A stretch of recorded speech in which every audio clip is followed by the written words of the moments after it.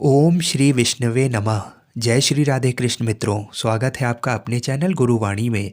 आज के इस वीडियो में हम आपको माघ मास महात्म्य के 23वें अध्याय की कथा को सुनाएंगे। तो आइए भगवान श्री राधा कृष्ण जी के चरणों का ध्यान करते हुए 23वें अध्याय की कथा को सुनते हैं। लोमश ऋषि कहने लगे कि जिस पिशाच को देवघूति ने मुक्त किया वह पहले द्रविड़ नगर में चित्र नाम वाला राजा था। वह बड़ा शूरवीर, सत्यपरायण तथा पुरोहितों को आगे करके यज्ञ आदि करता था। दक्षिण दिशा में उसका राज्य था और उसके कोष धन से भरे हुए थे। उसके पास बहुत से हाथी, घोड़े और रथ थे और वह अत्यंत शोभा को प्राप्त होता था। बहुत सी स्त्रियों के साथ क्रीड़ा करता था और अनेक यज्ञ उसने किए थे।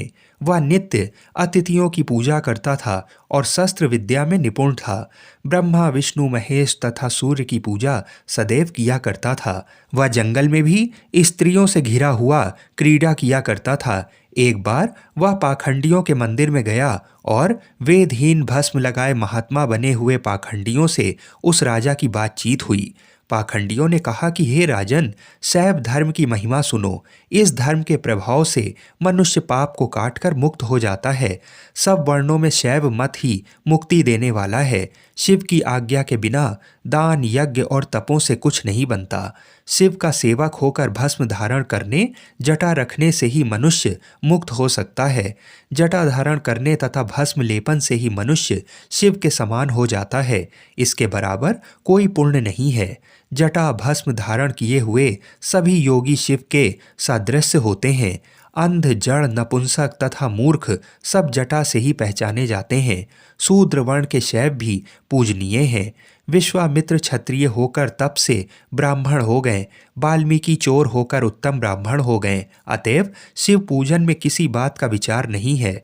तप से ही ब्रह्मत्व प्राप्त होता है, जन्म से नहीं।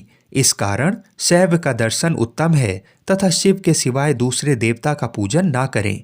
शिव तपस्वी को विष्णु का त्याग करना चाहिए, विष्णु की मूर्ति का पूजन नहीं करना चाहिए। विष्णु के दर्शन से शिव का द्रोह उत्पन्न होता है और शिव के द्रोह से रौरवादी नरक मिलते हैं। इसी से भव सागर से पर होने के लिए विष्णु का नाम भी नहीं लेना चाहिए।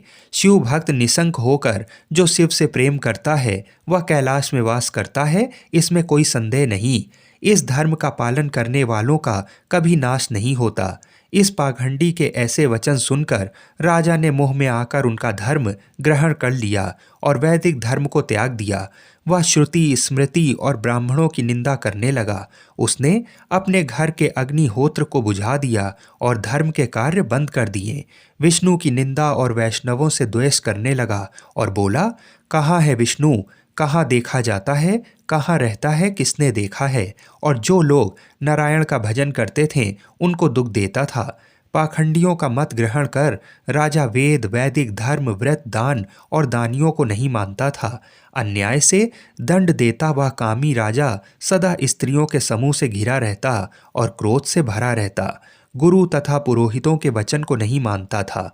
पाखंडियों पर विश्वास करता हुआ उनको गांव, हाथी, घोड़े और स्वर्ण आदि देता था। उनके सब कार्य करता, भस्म धारण करता और मस्तक पर जटा रखता था। और जो कोई विष्णु का नाम लेता उसको मृत्यु का दंड दिया जाएगा, ये ढिंढोरा उसने पिटवा दिया था। उसके भय से ब्राह्मणों तथा वैष्णवों ने उस देश को छोड़ दिया और दूसरे देशों में चले गए।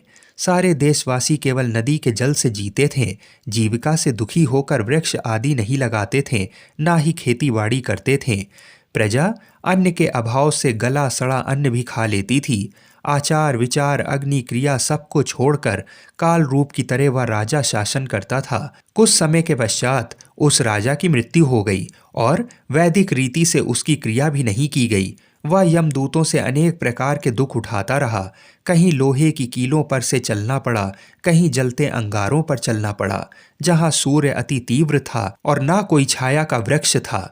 कहीं लोहे के डंडों से पीटा गया, कहीं बड़े बड़े दांतों वाले भेड़ियों और कुत्तों से काटा गया।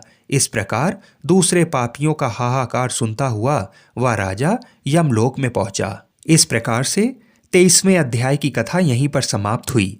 आगे के अध्यायों की कथा को सुनने के लिए हमारे चैनल को अवश्य सब्सक्राइब करें। जय श्री राधे कृष्ण।